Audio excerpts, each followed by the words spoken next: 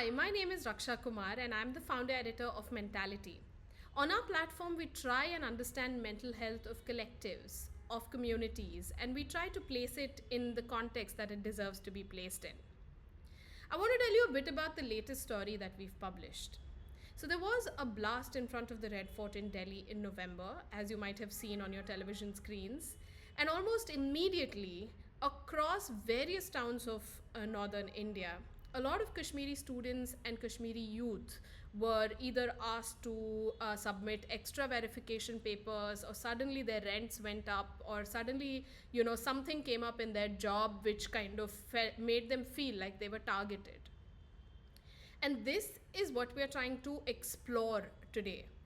What does it feel like for you to have been various things until the day before? You were somebody's son, daughter, friend, neighbor, student, classmate, and something happens. In this case, the blast happens, and suddenly the identity that becomes your primary identity is that of being a Kashmiri Muslim. How does that make you feel? What is it? What are the emotions that it brings out in you? And how is it that that manifests in this particular community? We spoke to law enforcement agencies and they explained to us that this is their procedure. So they have a suspect list and then they go on questioning people who are related to whoever is on that suspect list.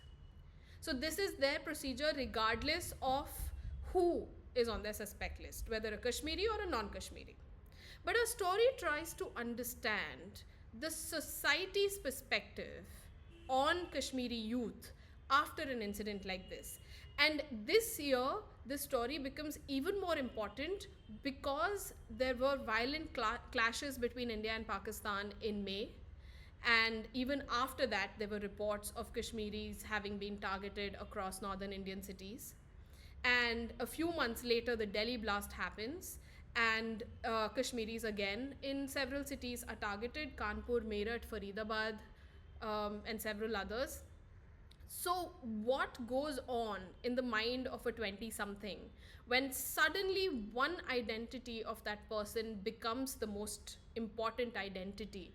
There are chances that Kashmiri youth haven't necessarily thought about themselves as being Kashmiri first, and a friend later, and a brother later, and a sister later. But an incident such as this forces them to identify themselves in a particular manner, and what are the mental health impacts of something like that. And this is a story we'd love for you to read. Please engage with us.